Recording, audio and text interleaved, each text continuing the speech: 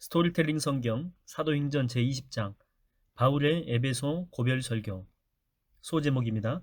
제3차 전도 여행 마케도니아 지방과 헬라에서 전도하다. 소요가 진정되자 바울은 에베소를 떠나 마케도니아로 향합니다. 마케도니아는 아드리아해에서 에게해에 걸쳐 위치한 지역입니다. 당시 로마의 속주였던 이 지역의 주요 도시로는 빌립보, 데살로니카, 베레아, 암비볼리, 네아폴리 등이 있었습니다. 오늘날의 이름도 마케도니아입니다. 세르비아 남쪽에 있는 공화국으로 수도는 스코페이고 면적은 25,714km제곱미터입니다. 마케도니아에 도착한 바울은 그 지방의 여기저기를 두루 돌아다니며 믿음의 형제들에게 여러모로 격려와 위로의 말을 해주었습니다. 제2차 전도여행 때에 여러 선교 지역을 방문하여 신자들을 붙들어주고 교회를 굳게 세운 것입니다. 그런 다음 남쪽으로 쭉 내려가 마침내 바울은 헬라에 이르게 됩니다. 여기서 헬라는 아가야 지방을 가리키는 헬라식의 이름인데 바울이 방문한 곳은 제2차 전도여행 때 복음을 전하고 교회를 세운 고린도와 겐그레아 성읍입니다. 이곳 헬라에서 바울은 석 달을 지내며 복음을 전하게 됩니다. 석 달 후 바울은 고린도에서 배를 타고 수리아로 건너가려고 했습니다. 하지만 여러 경로를 통해서 극렬 유대인들이 자기를 해치려는 음모를 꾸미고 있다는 사실을 알아차립니다. 고린도 항구에서 유대의 최대 명절인 유월절을 예루살렘에서 보내려는 유대인 순례자들이 타고 가는 배를 이용하려고 했지만 바울이 그 배를 탈 것으로 예상한 극렬 유대인들이 바울을 죽이려고 음모를 꾸미고 있다는 정보를 입수한 것입니다. 부득이 여행 경로를 변경해야 했습니다. 해상보다 훨씬 늦고 먼 거리이지만 육로를 통해서 고린도에서 다시 위쪽으로 올라가 마케도니아 지방을 거쳐 수리아로 돌아가기로 마음먹은 것입니다. 이때 바울과 동행한 사람들이 여럿 있었습니다.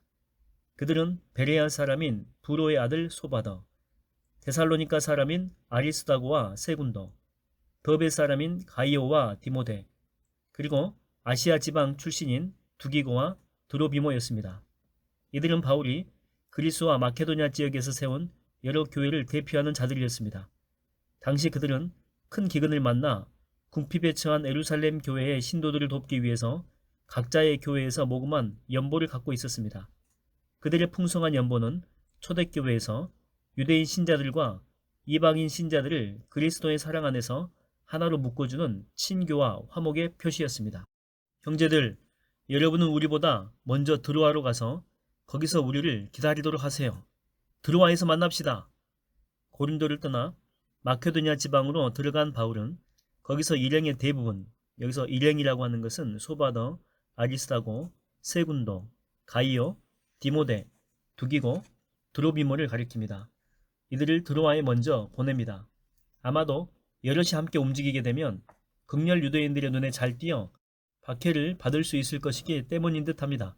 그래서 마케도니아 지방에서는 바울과 누가만 더 머물러 있었고 다른 일행은 드로아에 먼저 가서 바울과 누가를 기다리고 있었습니다.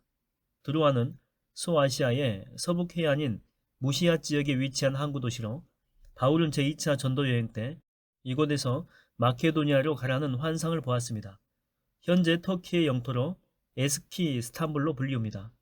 마케도니아 지역에 얼마 동안 더 머문 바울과 누가는 무교절이 끝난 후에 헬라 북쪽의 빌립보 인근 항구에서 드로아로 떠나는 배를 탔습니다.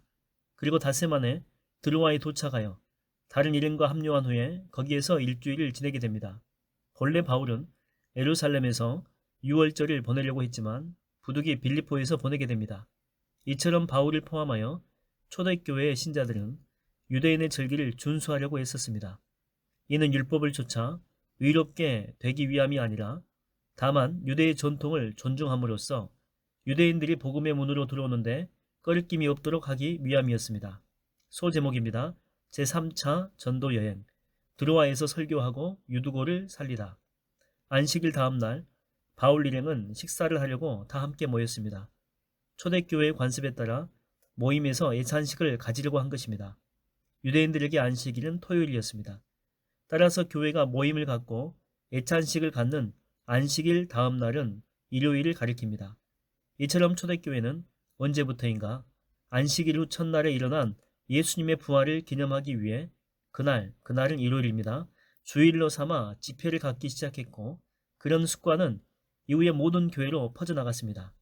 일부 학자들은 유대인의 시간 계산에 따라 하루는 전날 저녁 6시에 시작되므로 초대교회는 토요일 저녁에 모였을 것이라고 주장하기도 합니다. 하지만 누가가 어떤 사람입니까? 그는 자료를 세심하게 살피는 의사 출신입니다. 헬라화된 도시에서 누가가 하루를 계산하여 시간을 기록한 방식은 유대식이 아니라 당연히 로마식이었을 것입니다. 로마인들은 오늘날처럼 자정부터 자정까지를 하루로 계산하였습니다. 여러분, 우리 주님께서 믿는 자들에게 가르치시기를. 드로아 집회에서 바울은 모인 자들에게 설교를 했습니다. 이튿날 떠나기로 되어 있어서 밤늦게까지 하나님의 말씀을 풀어주며 이야기를 계속했습니다. 때에 사람들이 모인 위층 다락방에는 등불이 많이 켜져 있었습니다. 날이 밝으면 드로아를 떠나야 하는 바울은 믿음의 형제들에게 하나라도 더 가르쳐주고 싶은 절박한 심정으로 시간 가는 줄 모르고 말씀을 풀어주고 있었습니다. 바로 그때 외마디 비명소리와 함께 쿵 하는 소리가 났습니다. 위층 다락방에 창문에 걸터 앉아 바울의 설교를 듣고 있던 유두거라고 하는 청년이 바울의 긴 설교에 졸음을 이기지 못하고 자신도 모르게 깊게 잠들었다가 그만 위층에서 떨어지고 말았던 것입니다. 그러자 주변 사람들이 우르르 달려내려가 그를 급히 일으켜 세웠습니다. 하지만 유두거는 이미 숨이 끊어진 상태였습니다. 은혜로운 말씀에 강론 장소에서 일어난 예기치 못한 대형 사고였습니다. 사람들 모두가 크게 놀라고 당황하여 어찌할 바를 몰랐습니다. 그때 바울이 급히 내려가서 그 죽은 청년 위에 엎드려 그의 몸을 팔로 껴안고는 크게 말합니다. 여러분, 걱정하지 마십시오. 이 사람이 다시 살아났습니다. 오 주님, 할렐루야. 사람들은 죽은 자의 소생에 크게 놀라며 하나님을 찬양했습니다. 드로아 교회의 청년 유두고 바울을 통한 하나님의 크신 능력으로 다시 살아난 그의 소생은 부활에 대한 산 증거가 되어 많은 신자들에게 큰 감명과 위로를 주었습니다. 자, 여러분, 이제 모두 모여서 빵을 떼도록 합시다. 바울은 아무런 일도 없었다는 듯 태연하고 침착하게 다시 위층 다락방으로 올라가서 신자들과 더불어 빵을 떼어 함께 나누어 먹는 애찬식을 가졌습니다. 날이 새도록 이야기를 나누다가 바울은 새벽이 되어서야 길을 떠났습니다. 바울을 배웅한 후에 드로아 교회의 신자들은 살아난 그 청년을 데리고 집으로 돌아가면서 모두가 큰 위로를 받았습니다. 소제목입니다. 제3차 전도 여행, 드로아에서 밀려도까지의 여정. 나는 걸어서 앗소로 갈 테니 형제들은 배를 타고 먼저 앗소로 가세요. 거기에서 우리 다시 만나도록 합시다. 바울은 동행하는 이들에게 배편을 주선해 준 뒤에 자신은 걸어서 앗소로 갔습니다. 앗소는 무시아 도의 항구 도시입니다. 그리하여 바울을 제외한 다른 일행은 드로아에서 배를 타고 바울보다 먼저 앗소로 가서 거기에서 바울을 기다렸습니다. 얼마 후에 바울은 무사히 앗소에 이르렀고 앗소에서 바울과 합류한 일행은 다 함께 배를 타고 미둘레네로 갔습니다. 이곳은 소아시아 본토에서 서쪽으로 17km 정도 떨어진 에게예의 한 섬인 레스보스의 수도입니다. 형제님들, 예루살렘까지는 먼 길이니 서둘러 길을 떠나도록 합시다. 이튿날 바울 일행은 미둘레네를 출발하여 기요 맞은편에 이르렀고 그 다음 날에는 사모에 이르렀습니다. 또 그 다음 날에는 사모를 떠나 밀레도에 도착하게 됩니다. 이때 바울은 극렬 유대인들의 박해를 피하고자 헤로를 택하여 이동했는데 가능한 한 오순절까지는 예루살렘에 도착하려고 급히 서두르고 있었습니다. 그래서 에베소에도 들르지 않을 작정이었습니다. 에베소, 이것은 사도 바울이 제2차 전도 여행 때에 무려 3년 가까이 머물면서 복음화에 전력을 다한 곳으로 그의 피땀과 애정이 듬뿍 깃든 곳이었습니다. 그런 에베소까지도 그냥 통과하여 예루살렘으로 곧장 가려고 빡빡하게 여행 일정을 잡은 이유는 이러합니다. 첫째, 마케도니아 지방에서 모금한 구제 연보를 궁핍에 처한 예루살렘 교회에 속히 전달해 주기 위함이었습니다. 둘째, 오순절을 지키려고 세계 각지에서 몰려드는 유대인들에게 예수 그리스도의 복음을 전파할 기회를 얻기 위함이었습니다. 셋째, 오랜 기간에 걸친 제3차 전도 여행을 마무리 짓고 파송교회에 선교 보고를 하기 위함이었습니다. 소제목입니다. 제3차 전도 여행. 바울이 에베소 교회의 장로들과 작별하다. 배가 밀레도 항구에 닿자마자 바울은 사람을 보내어 에베소 교회의 장로들로 하여금 자기에게 오도록 전가를 보냈습니다.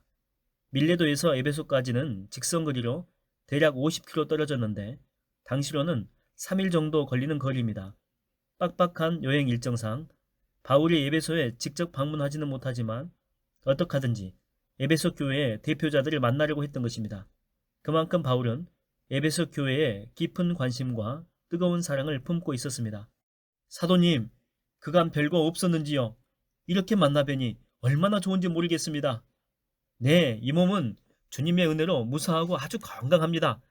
장로님들 모두 별거 없으시며 에베소 교회는 평강한지요. 바울의 전가를 받은 에베소 교회 장로들은 만사를 제쳐두고 한걸음에 밀레도로 달려왔고 오랜만에 상봉한 양자는 피차간에 격한 기쁨을 나누었습니다.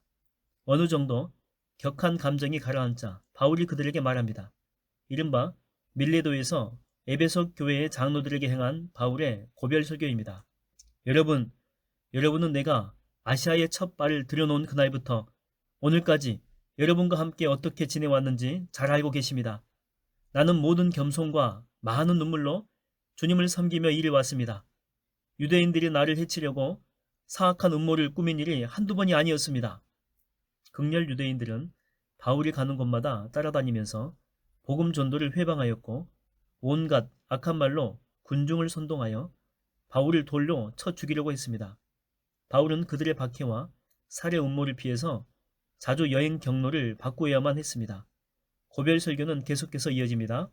그럼에도 불구하고 나는 여러분에게 도움이 될 만한 것이라면 어떤 것이든 조금도 주저하지 않고 대중 앞에서나 여러분의 가정에서 진리의 말씀을 가르쳐 왔습니다.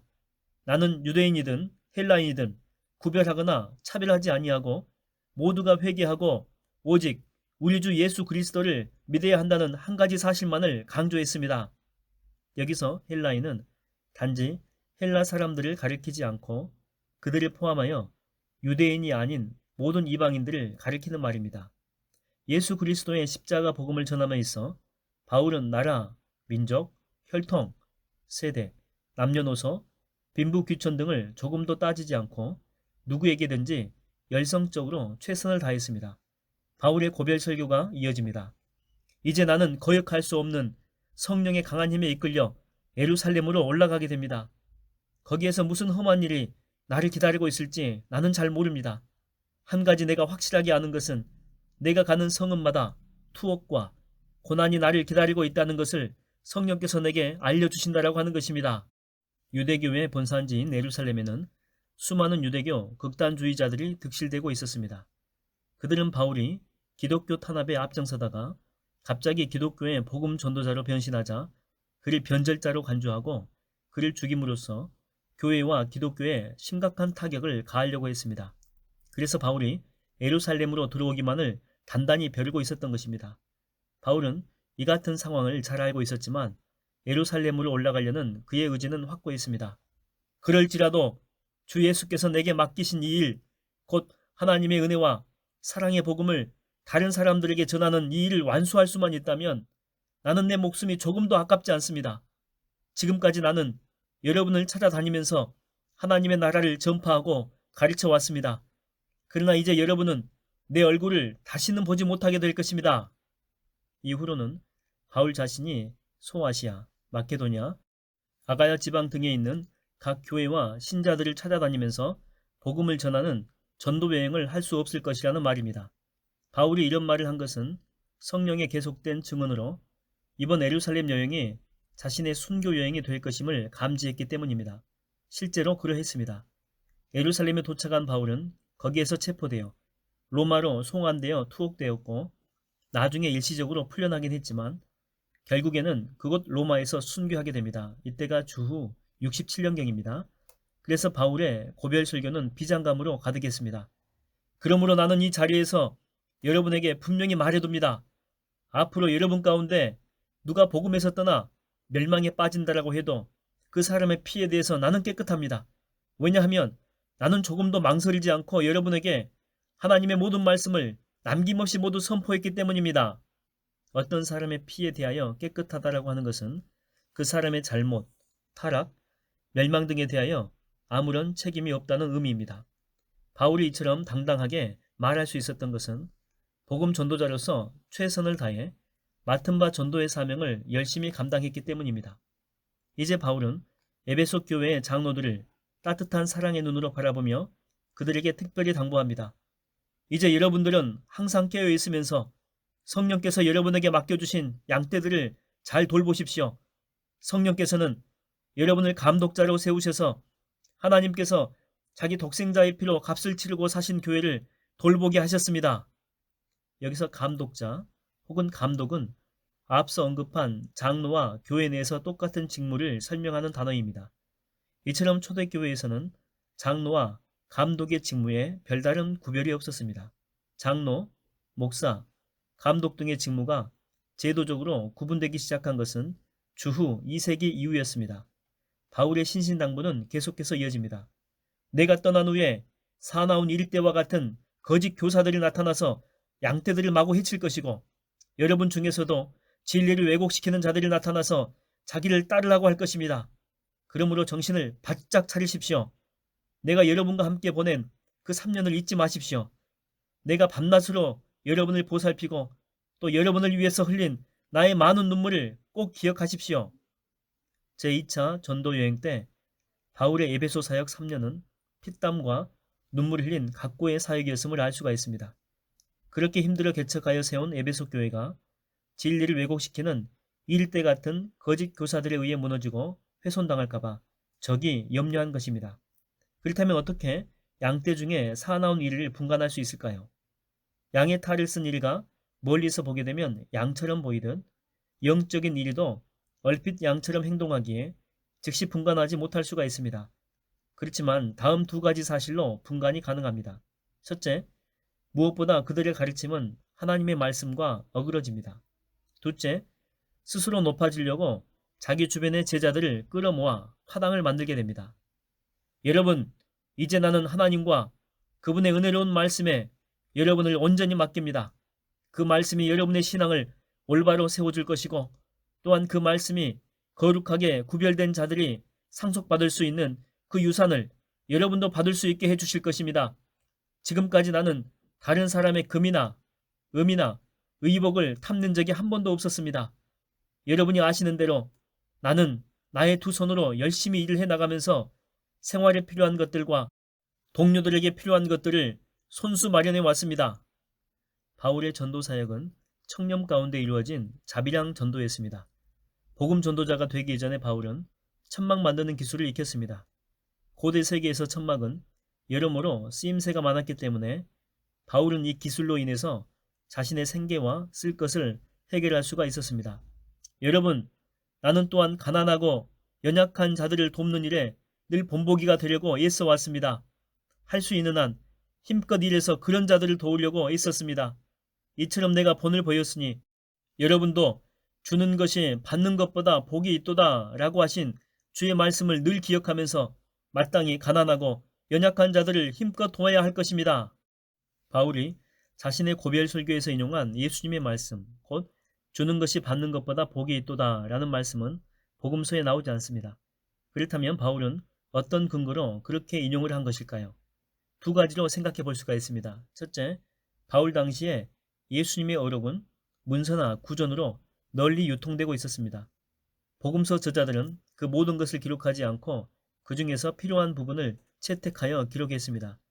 따라서 바울이 인용한 예수님의 이 말씀은 성경에는 기록되지 않았지만 구전으로 널리 알려진 말씀이었을 것입니다. 둘째, 바울은 축자적인 인용이 아니라 예수님의 사상과 가르침에 근거해서 폭넓게 해석하여 그런 명제를 예수님의 말씀으로 인용했을 수 있습니다. 누가복음 6장 38절은 주는 것이 받는 것보다 복되다는 베풀매 미덕과 이로움을 충분히 끌어낼 수 있는 말씀입니다. 바울의 은혜롭고도 비장한 고별 설교에 에베소 교회 장로들은 모두가 큰 감동을 받고 아멘으로 화답했습니다.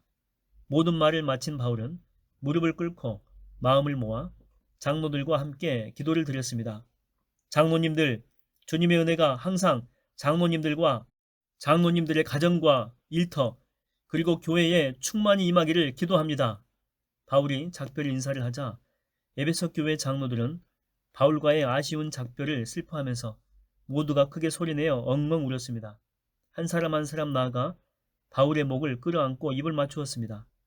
목을 끌어안고 볼이나 수염 등에 입을 맞추는 행위는 당시 유대인들의 일반적인 인사법이었습니다. 다시는 자기 얼굴을 보지 못할지도 모른다는 바울의 말에 에베소 교회 장로들은 몹시 가슴이 아팠습니다. 그들은 큰 슬픔에 겨워 저마다 소리 죽여 흐느끼면서 배 타는 곳까지 따라와서 손을 흔들며 바울을 전송하였습니다. 그날따라 갈매기들도 구슬픈 소리로 울면서 밀레도 항구를 날아다녔습니다.